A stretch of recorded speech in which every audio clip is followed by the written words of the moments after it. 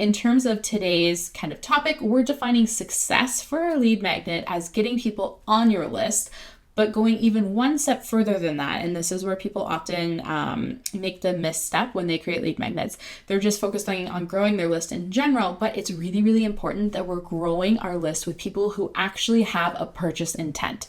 Maybe not an immediate purchase intent, but at some point in the future, they will buy a product or hire you to deliver a service. Welcome to Go Get Great, the podcast for aspiring entrepreneurs and ambitious small business owners. I'm your host, Brittany, owner of Brittany Miller Socials and mother of 3. Go Get Great is all about helping you make life and business work together. You'll learn about the fumbles that helped get me and my guests to where we are today so you don't have to make them. So come join the journey with Go Get Great. Second only to podcasting, lead magnets are my absolute favorite thing to create in my business. So I'm really excited for today's topic where I get to combine both of them in a podcast episode. So if you are new to email marketing, the term lead magnet might not be something that you're super familiar with. You might, however, be familiar with the term freebie. So those are both synonymous. They mean the same thing. And when I say that, what I mean is a lead magnet or a freebie is the free thing that you're giving someone in exchange for their email address so that you can put them on your email list. And usually that process is automated, but it can also be done a little bit more old-fashioned as well. Technically speaking, lead magnets, and we'll talk more about different lead magnet examples in another podcast, but it could be someone entering a giveaway and providing their email address in a giveaway. That's still technically a lead magnet.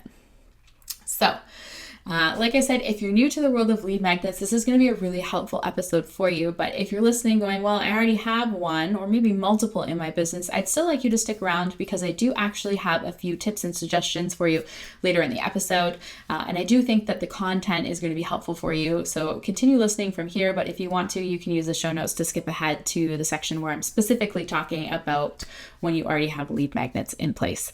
But I do think that there's a little bit of a discrepancy sometimes between the lead magnets people create and then the results or the desired results that they're getting. So I'm going to be speaking a little bit to that today so that we can make sure that when you invest time into creating a lead magnet, that it is actually going to help you and support your business goals.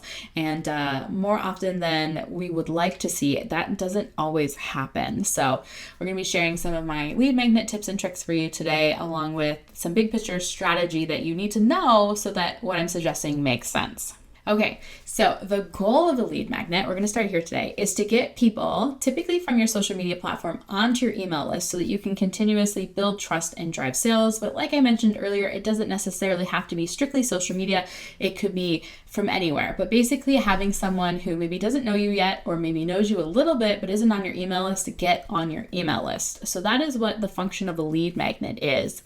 And in terms of today's kind of topic, we're defining success for a lead magnet as getting people on your list, but going even one step further than that. And this is where people often make the misstep when they create lead magnets.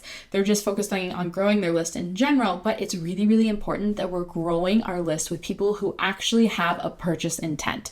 Maybe not an immediate purchase intent, but at some point in the future, they will buy a product or hire you to deliver a service. So that's really the big piece of it. If I created a lead magnet in my business that was like 25 ways to save money at the grocery store, that's fabulous. And I bet there's going to be a lot of people that download it. But I'm also betting that a large portion of that audience doesn't have a business. And since most of my services are focused around helping business owners grow and market their business, I don't really want those people on my email list because truthfully speaking, having people on your email list who don't have a purchase intent, not only is it going to be frustrating for you because you're not generating the level of sales that you're looking for, but it's actually costing your business money. And we don't want to be making unwise investments. So when I say that, I want to clarify what that actually means because oftentimes people don't really think about it in this capacity, but email platforms charge based on the number of people you have on your email list and or the volume of emails that you're sending. So regardless of whether they price their service or their platform based on list size or email send quantity, the more people you have on your list, the more expensive the platform is. So if you're continuing to send emails to people who have no interest in actually purchasing from you, then it's costing you more money. It would be just as good to not have them on your list, have fewer people, but more people who are interested in purchasing from you, because then your platform is actually going to be less expensive. So since we are all smart business owners and we want to make smart investments in our business, we're going to keep listening to me talk today, because I'm going to be telling you how you can make sure that the people getting on your list have that desired purchase intent. Okay, so here's my secret. Maybe it's not so much of a secret. Maybe it's a little bit more common sense. I would like to think that, but like I said, I've also seen a lot of lead magnets that don't support business goals. When you create a lead magnet, you actually need to start with the end in mind. So in a perfect world, someone saw a message or heard you talking about this lead magnet that you have. They've then gone and opted in, meaning that they provided their name and email address typically. They're now on your email list. They're getting emails from you. And then what? And that's where we need to start. You need to start with your and then what. What would you like them to do? Do you want them to purchase your products, maybe order online? Are you looking to have them book a clarity call with you? Or do you want to send them direct to purchase? Is it like a $10,000 mastermind that you're promoting? Or is it like a low ticket downloadable resource that's like $9.99? What is it that you would like them to do? And I know that things don't work in a perfect world, but we need to build our business on that optimal scenario. So once you figure out your and then what, then you're going to work backwards. Then you work on figuring out what content would need to go in your email sequence. And then we would figure out what kind of information you can provide for them in a lead magnet. So the lead magnet is usually like a beginning, first cursory step or information to potentially solve a problem that people have. So lead magnets should solve a problem. That's typically their functionality. Sometimes they can be a little bit more entertainment based, but for most business owners, lead magnets are designed to be educational to help people get what we call a quick win.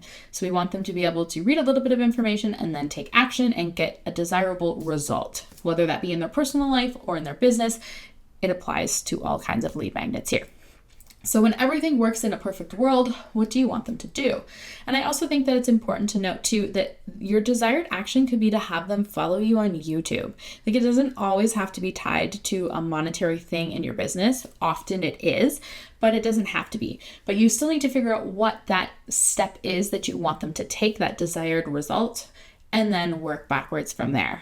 So once you kind of figure that out, maybe you're in kind of one of these two scenarios. You're like, okay, Brittany, that makes a lot of sense, but like, I still don't know. I really just don't have an idea. How do I figure out what to start with in order to get them to take that action? Or maybe if you're a little bit more like me, you're like, oh my God, Brittany, that makes so much sense. Check, check, check. But I have like 12 ideas and I can't build 12 lead magnets, and nor should you. Not when you're first starting out in your business or first starting out with lead magnet creation in general. Don't make 12 of them. You need to pick one. So sometimes narrowing down our list is just as difficult as brainstorming in the first place. So if we're stuck on brainstorming ideas, or you have too many ideas, then the next kind of suggestions that I have for you are going to be really helpful. And we need to think about getting people from point A, so where they are currently, to point B, which in this case could be opting in, and then eventually getting them to point C, which is to take that desired action. So our lead magnet should help get them from like point A to point B, somewhere in between. It doesn't have to get them all the way. Usually what gets them all the way is whatever investment it is that you'd like them to do, whether it's the product or the service that you'd like to have them pay you money for. Okay, so a couple things to consider. Feel free to like pause as I'm sharing some of these if you want to like journal it out or brain dump some ideas as we go, but you can also come back to that later. So some things to think about when you're trying to brainstorm your first or your next lead magnet topic would be to consider, what is your most popular service or product? What do your clients typically hire you to do? What products fly off the shelf as soon as you get them in, virtual or physical shelves? This shows your audience's interest level. And if they're really interested in that one particular product or one particular service, if you can create a free resource around that, you're going to gain more people, put them into your world, and then be able to nurture them into paying clients to then grow your sales in that specific area. So that's one thing that you can think about. If you have multiple popular services, kudos to you, or multiple popular products, which tends to happen with a product-based business, especially if you have a diverse product line, then you might need to ask yourself some of these following questions. So the next one that I want you to consider is, what are your frequently asked questions? What is it that people are asking you on repeat and you wish you had like a tape recorder that you could just hit play and they could figure it out themselves? So frequently asked questions are really clear knowledge gaps that your audience has, and a freebie is a fabulous way to fill that gap. It helps you position yourself as an expert because now you're providing that quick win for people, and it develops trust because they're actually getting results from the information that you've given them. So this is kind of a fabulous thing to do here. And also, I really want to note that if one person has a question, chances are there are other people that have the exact same question with the exact same problem, but those other people are just afraid to ask. So frequently asked questions are usually one of the first places that I start when I'm trying to brainstorm different lead magnets ideas. Not that I'm ever short on ideas, but it's a great thing to kind of consider also for market research to help you, again, make sure that you're creating something that is going to get your results because people are in fact interested in what it is that you're creating. So the third thing that I want you to consider, the third question, is what problems are your customers or clients currently facing? So this is a big one, but could you create a free resource to help them overcome one of these physical or mental challenges?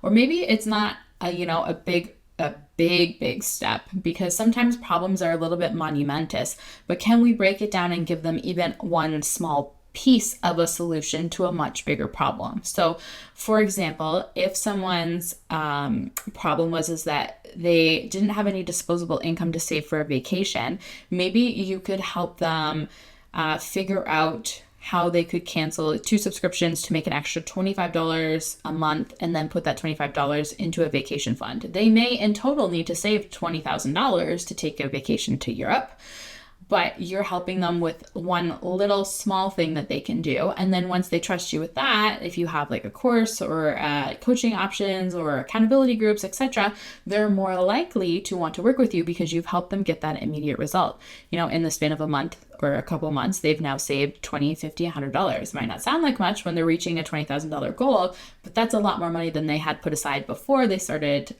using the information you provided in your freebies. So thinking through what problems people are currently facing and how you can break down a really easy for them to kind of take action on solution is fabulous. And then another thing that you could consider is, if you could only offer your audience one thing right now, what would it be?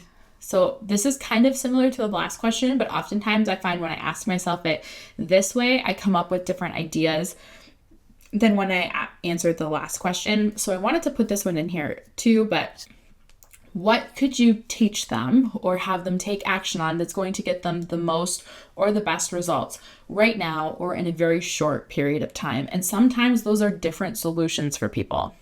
So sometimes people come to me and they're struggling with social media, and that's great. And I have lots of freebies to help you. I'll link some of my freebies in the show notes today as well. I'll link my email marketing one and my social media one, I guess, since we're talking about it.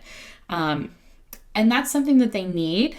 But sometimes the solution that they actually need right now is for me to share a link to, and this is not technically a freebie, but a link to a podcast episode where I'm talking about mindset. Or maybe they need me to connect them with a brand developer, because before they're ready to do social media, even though they think that that's the problem they're facing, they actually really need to focus on their branding, because I could create social media content until I'm blue in the face for them. But if they have no visual identification system for their business, we're not going to get any results. So ideally, when you have a situation like that, you're actually directing them to something that's within your world, a resource that you own, ideally a lead magnet, which is why I have multiple different lead magnets. But if you needed to, could you direct them to something like a podcast episode or a blog post that you've done? So those are all different things to consider. And like I said, sometimes when I ask myself what problems my clients are facing versus if I could only offer them one thing right now, sometimes it's different ideas that I have. So consider both of those questions.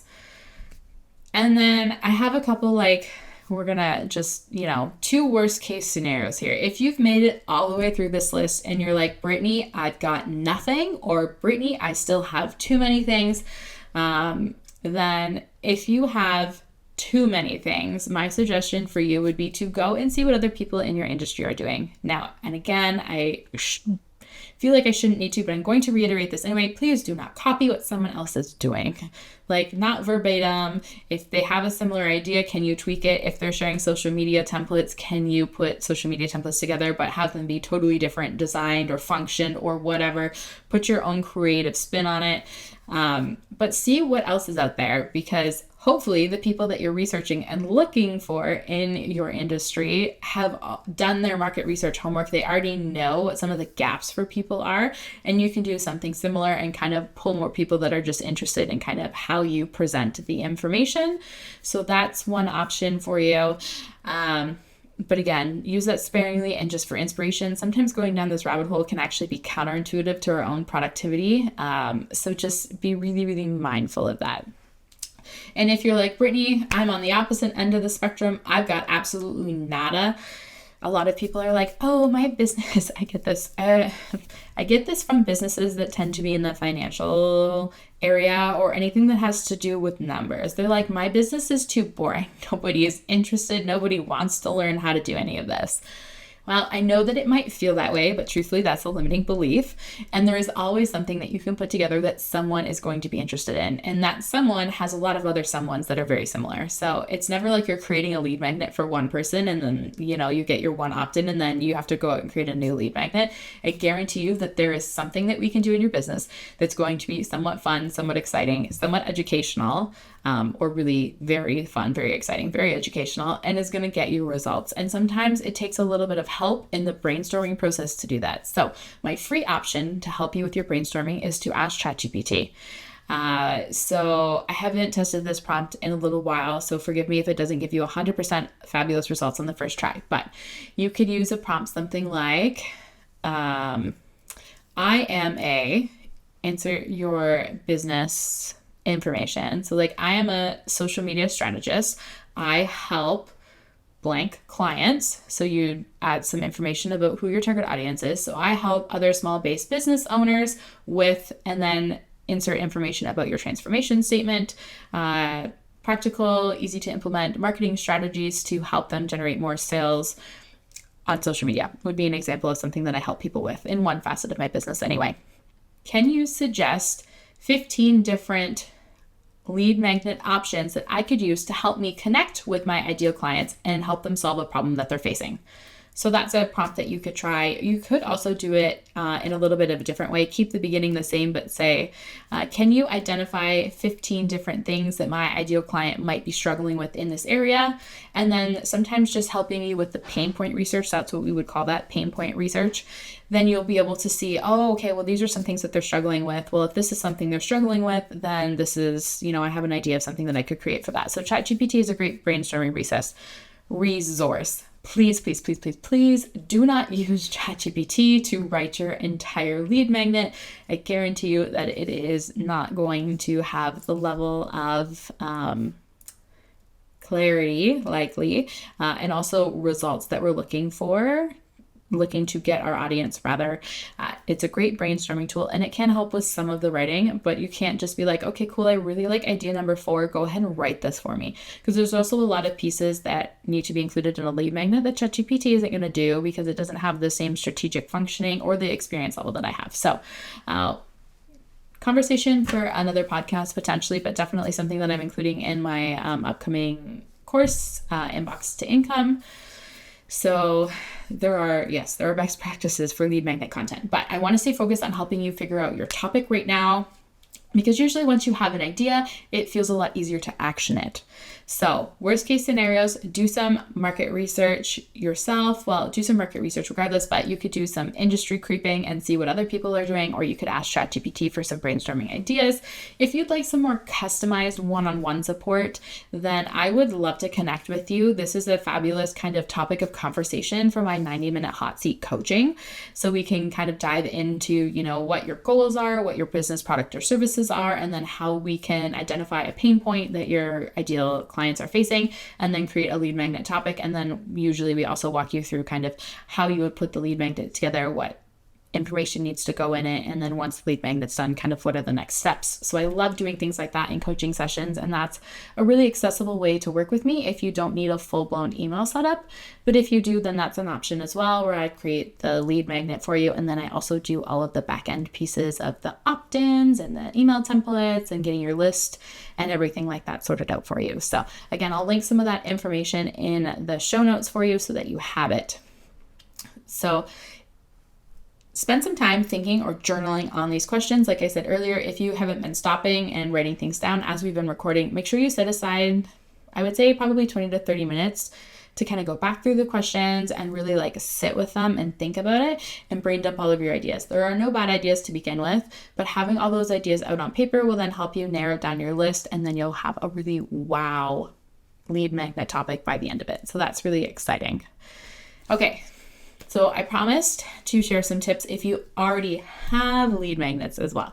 So if you already have a lead magnet, I want you to ask yourself, when was the last time you went back and looked at your lead magnet? So that's kind of what we're going to dive into first, because oftentimes lead magnets become those set it and forget it things in our business. And as I have said on multiple different episodes, there truly is nothing that can be set and forgotten in your business, because everything needs to be looked at with fresh eyes as we grow and gain experience as our business and branding changes as well. So we're going to kind of start there. So when was the last time you looked at it? Think about that. If it's been more than 6 to 12 months, then there are some things that you'll kind of want to do as well. But also, even if it hasn't been 6 months, you should kind of do a check and see how successful your lead magnet has been. You know, what are your opt-in rates? What are the open rates on the emails? What are the unsubscribe rates? Has anyone actually taken action? Are you even tracking this information in the first place? Some businesses kind of set their lead magnet up. It's like a one email sequence and that's it. And that's a great starting point. But if you're needing more people to get to your and then what goal, it's going to have to be a little bit longer. There's going to be some more steps in there, a little bit more work to do. And again, topic for another podcast for those of you that are still listening that haven't created a lead magnet. I don't want you to stress about that. Focus on creating your topic. But for those of you who have already dove into lead magnets and email marketing, then we want to kind of do some of these like next step best practices to help you get even better results. So the first thing you could do, like I said, check on the success of your lead magnet. If you can't see any of this information, then this is like a really big red flag that we need to kind of stop, pause, and potentially even pivot. If your email platform is not tracking some of this information for you, or if you have no way of viewing this info, then we need to figure out a better system for you to track your success, because you don't want to invest your time into doing something if you don't know how to tell if it's working or not. And again, just to reiterate, remember that success is getting people onto your email list who will eventually buy from you. So again, it's really tracking that kind of purchase cycle, or, you know, how many people are clicking the button to follow you on YouTube cycle. It doesn't have to be monetary, but you need to have some way of knowing whether or not it's working. And if it's not, then we need to reevaluate and pivot. Go back and ask yourself, have I really figured out what my and then what is? Or is this lead magnet actually connecting to my and then what? Or is there a discrepancy there? Would there be a better and then what? Or should I have a different lead magnet to help me get to the and then what that I want now?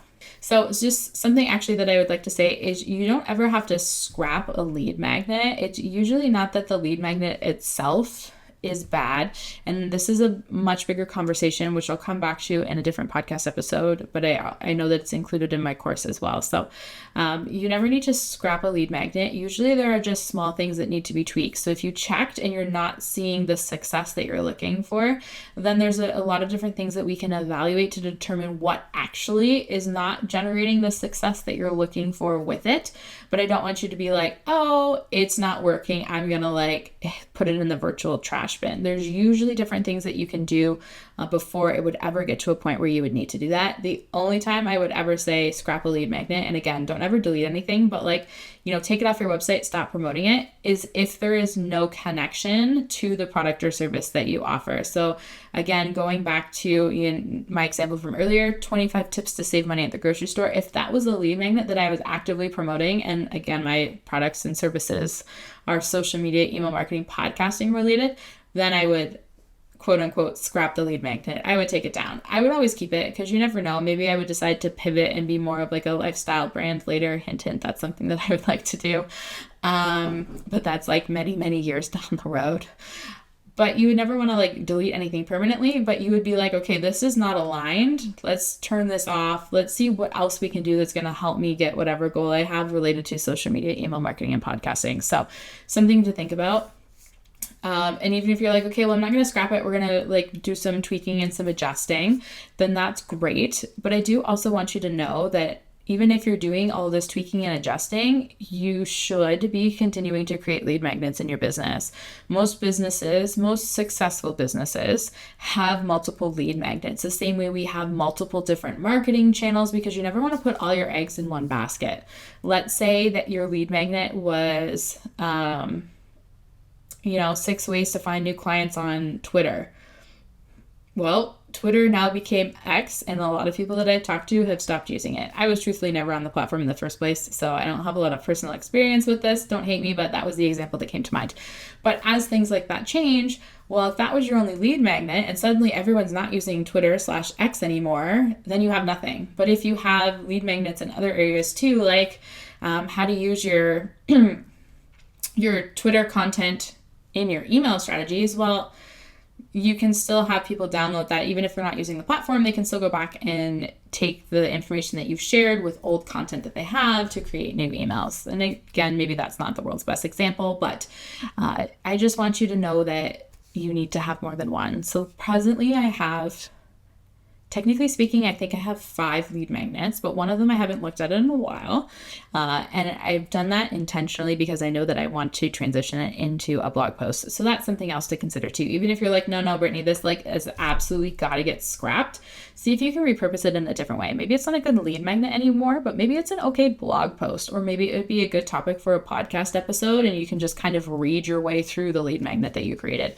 There's usually a way that you can recycle and repurpose anything, even if it doesn't have that strong alignment that you're looking for anymore. So that I just kind of wanted to share with you as well. But I have, like I said, 4 to 5 different lead magnets available in my business. I have lead magnets for each different facet of my business, which is kind of another pro tip that we've got going there. So that's identifying the gaps that you have in your business and your marketing models, and see what new lead magnets might you be able to create that are going to help bolster sales and list growth in a specific area. Long-term strategy for me, I would, and again, this is like long-term advanced strategy here, guys. So don't stress out if you're like, I don't have any of this in place. It takes years to kind of get all of these things together, because creating anything takes time. Creating anything good takes time. Maybe I should specify that. Creating anything good takes time.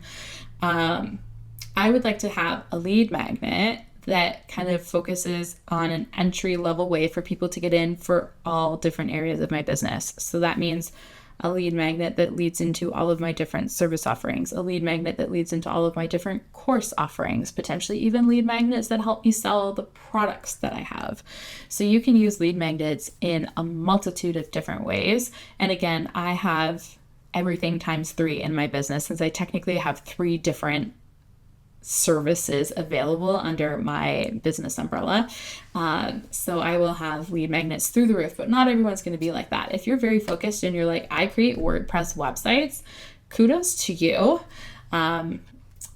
You can still have multiple lead magnets within that, but like you're thinking maybe 3, maybe 5 would be the most that you would ever need to just drive someone to work specifically, or to have someone like hire you specifically to build a WordPress website. Like if that is truly your only service offering, there's only so many lead magnets that you need to do that. I would say like 3 to 5 would kind of be the max number there.